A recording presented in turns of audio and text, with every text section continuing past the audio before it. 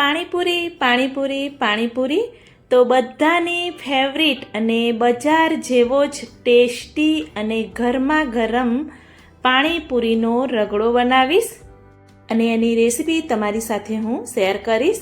તો ચણા બટેટાના મસાલાના ટેસ્ટને પણ ભૂલાવી દે તેવો આ રગડો ટેસ્ટી એવો બનીને તૈયાર થાય છે. જો તમને મારો આ વિડીયો પસંદ આવે તો સ્કીપ કર્યા વગર એન્ડ સુધી જોતા રહેજો અને તમારા ગ્રુપમાં શેર કરજો. રગડો બનાવવા માટે મેં અહીંયા 250 ગ્રામ એટલે કે 250 ગ્રામ સફેદ વટાણા લઈ લીધા હતા અને એને સરસ એવા ધોઈ અને 5 કલાક પહેલાં આ રીતે પલાળી રાખેલા છે.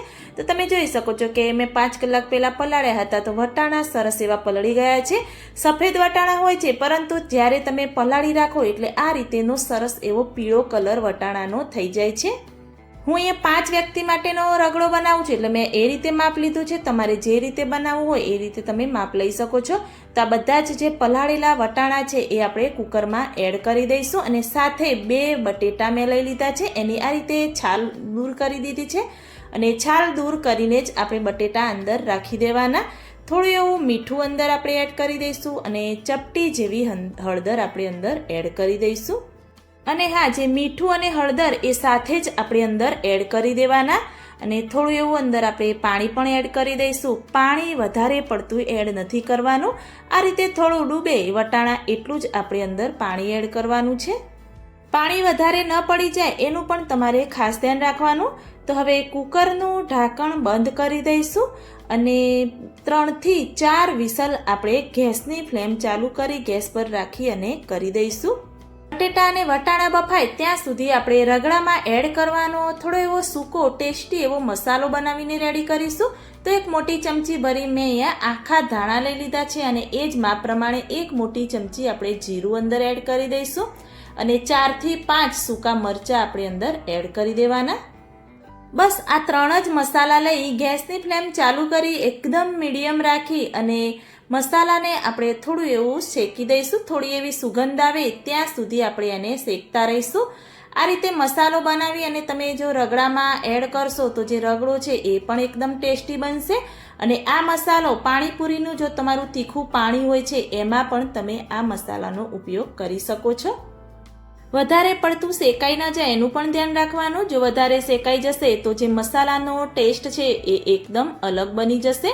તો સરસ એવો મસાલો આપણો શેકાઈ ગયો છે તો ગેસની ફ્લેમ બંધ કરી દઈશું અને મસાલાને એકદમ ઠંડો થવા દઈશું. તો બધું જ સરસ એવું ઠંડુ થઈ ગયું છે અને મેં અહીંયા નાના મિક્સર જારમાં બધું લઈ લીધું છે. તો એને આપણે એકદમ ઝીણો પાવડર નથી કરવાનો. ઢાંકણ બંધ કરી દરદરું એવું આપણે દળી અને રેડી કરીશું. તો આ રીતે તમે જોઈ શકો છો મેં સરસ એવું દળી દીધું છે અને આ રીતેનું દરદરું એવું આપણે દળવાનું. એને સાઈડમાં રાખી દઈશું અને જે વટાણા અને બટેટા બાફા રાખ્યા હતા એને પણ ચેક કરીશું. તો તમે જોઈ શકો છો કે પાણીનું જે માપ છે એકદમ પરફેક્ટ આવ્યું છે. બટેટા પણ સરસ એવા અંદર બફાઈ ગયા છે અને વટાણા પણ સરસ એવા બફાઈ ગયા છે. તો બટેટા અને વટાણા આ રીતે કુકરમાં જ આપણે ચમચાની મદદથી થોડું એવું મેશ કરી દઈશું. થોડું એવું ગરમ હશે અત્યારે એટલે ચમચાની મદદથી થોડું એવું આપણે આ રીતે મેશ કરી દેવાનું.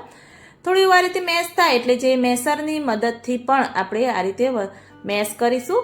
એકદમ પ્રોપર એવું આપણે મેશ નથી કરવાનું. વટાણાના થોડા એવા દાણા જેવું રહે એ રીતે જ આપણે રગડો બનાવીને તૈયાર કરીશું. જે બજારમાં મળતો હોય છે, લારી પર મળતો હોય છે એવો આપણે રગડો બનાવીશું. તો આ રીતે થોડું એવું મેશ થઈ જાય એટલે બાઉલમાં લઈ લઈશું. તો મેં બધો જ જે રગડો છે એ આ રીતે બાઉલમાં લઈ લીધો છે. જો તમે કુકરમાં જ મસાલા કરવા માંગતા હોય તો પણ ચાલે, પરંતુ મેં આ રીતે બાઉલમાં લઈ અને આપણે બીજા મસાલા કરીશું. તો મેં અહીંયા લીલા મરચાં 2 ઝીણા સમારેલા એડ કર્યા, થોડું એવું સંચળ પાવડર એડ કર્યો, અડધી ચમચી જેવો ચાટ મસાલો એડ કર્યો છે અને 1 ચમચી મેં અહીંયા જે આપણે અત્યારે મસાલો બનાવ્યો પીસ્યો છે એ અંદર 1 ચમચી એડ કરી દઈશું. થોડી એવી કોથમીર એડ કરીશું અને બધું જ સરસ એવું મિક્સ કરી દઈશું. મસાલા છે એ ટેસ્ટ કરી અને તમે તમારા જરૂર મુજબ અંદર એડ કરી દેવાના. તમારે જેવું તીખું જોઈએ એ રીતે તમે જે આપણે મસાલો પીસીને બનાવ્યો છે શેકીને એ પણ તમે અંદર એડ કરી શકો છો. તો આ રીતે બધું સરસ એવું આપણે પહેલાં તો મિક્સ કરી દઈશું. મિક્સ કરી અને મેં અહીંયા એ રગડો છે એ એક પેનમાં લઈ લીધો છે. જો તમારી પાસે આ રીતેનું પેન ન હોય તો મોટી એવી કઢાઈ હોય તો કઢાઈમાં પણ તમે લઈ શકો છો.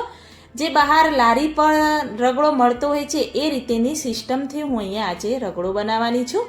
તો પેનમાં મેં અહીંયા રગડો લઈ વચ્ચે થોડી એવી જગ્યા રાખી છે અને આજુબાજુ આ રીતે સરસ એવો રગડો ફેલાવી અને સરસ એવું આપણે ઉપરથી ગાર્નિશિંગ કરી દઈશું.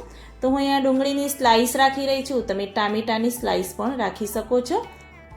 તો આ રીતે સરસ એવું ગાર્નિશ કરીને રગડો બનાવશો તો જેને પણ નહીં ભાવતો હોય એ પણ જોઈને ખાવાનું મન થશે. અને તમે જોઈ શકો છો કે બહાર લારી પર આ રીતેનું જ ગાર્નિશ કરેલું હોય છે. તો થોડી એવી કોથમીરથી ગાર્નિશ કરીશું. મેં અહીંયા લીલા મરચાંના ટુકડા નાના એવા થોડા એવા ગાર્નિશ કરી દીધા છે. તો સરસ એવો આપણો રગડો બની અને તૈયાર થઈ ગયો છે. તો હવે એને ગરમ કેવી રીતે કરવો અને કેવી રીતે વચ્ચે એને ગરમ કરી અને ટેસ્ટી એવો રગડો બનાવવો એ પણ હું તમને અત્યારે બતાવી દઈશ. તો ગેસની ફ્લેમ મેં ચાલુ કરી દીધી છે, મીડિયમ ગેસની ફ્લેમ રાખી છે અને આ રીતે ચમચાની મદદથી સાઈડમાંથી થોડો થોડો મસાલો આપણે આ રીતે વચ્ચે લઈ લેવાનો. જેટલું તમારે ખાવું હોય એ રીતે તમે ગરમ કરીને ખાઈ શકો છો. જે પાણીપુરીનું તમે તીખું પાણી બનાવ્યું હોય એ વચ્ચે એડ કરી દઈશું અને જે શેકેલો મસાલો આપણે બનાવ્યો એ 1 ટેબલસ્પૂન અંદર એડ કરીશું. થોડી એવી કોથમીર અંદર એડ કરી દઈશું અને આ રીતે મિક્સ કરીશું અને સરસ એવો રગડો બનાવીશું. પાણીપુરીનું તીખું પાણી મેં એડ કર્યું એની રેસીપી પણ મારી ચેનલમાં તમને જોવા મળી રહેશે. પાણીપુરીનું તીખું મીઠું પાણીની રેસીપી પણ મેં બનાવેલી છે, એ પણ તમે જોઈને ચોક્કસથી ટ્રાય કરજો. આ રીતે તમારે જેવો ઢીલો રગડો જોઈએ એ રીતે તમે પાણી એડ કરી શકો છો અને તમે જોઈ શકો છો કે બહાર લારી પર આ રીતેનો જ રગડો મળતો હોય છે. તમારે જેટલો રગડો ખાવો હોય ને જેટલા વ્યક્તિને ખાવો હોય એ રીતે તમે ગરમ કરીને ખાઈ શકો છો. તો હવે એક પાણીપુરીની પૂરી લઈ લઈશું, એમાં 1 ચમચી ભરી આપણે રગડો એડ કરીશું અને થોડી એવી ઝીણી સમારેલી અંદર આપણે ડુંગળી એડ કરીશું. ઘણા લોકોને ડુંગળી પસંદ નથી હોતી તો એને સ્કીપ પણ કરી શકો છો અને થોડો એવો ઉપર છાંટવાનો મસાલો આપણે એડ કરીશું. જે પાણીપુરીનું તીખું પાણી છે એને થોડું એવું મિક્સ કરી દઈશું અને પૂરી છે એ પાણીમાં ડુબાડી અને આપણે પાણી લઈ લઈશું. જો તમને મીઠું પાણી ભાવતું હોય અને બનાવ્યું હોય તો એ પણ તમે અંદર એડ કરી શકો છો. તો ટેસ્ટી એવો પાણીપુરીનો રગડો બનાવી દીધો છે અને જોઈને ખાવાનું મન થઈ જાય, મોંમાં પાણી આવી જાય એવો આ રગડો બનીને તૈયાર થયો છે. તો તમે પણ મારી આ રેસીપીથી એકવાર ચોક્કસથી ટ્રાય કરજો. જેમ મેં આ રીતે રગડો બનાવ્યો છે એ જ રીતે ચણા બટેટાના મસાલાની રેસીપી પણ તમને મારી ચેનલમાં જોવા મળી રહેશે. તો એ પણ એકવાર ચોક્કસથી ટ્રાય કરજો. તો પકોડી તો બધાની ફેવરિટ હોય છે અને એકદમ ટેસ્ટી બની અને તૈયાર થઈ છે. તો તમે પણ મારી આ રેસીપીથી એકવાર ચોક્કસથી ટ્રાય કરજો. મને કમેન્ટમાં જરૂરથી બતાવજો કે મારી આ રેસીપી કેવી લાગી. જો સારી લાગી હોય તો મારી ચેનલને લાઈક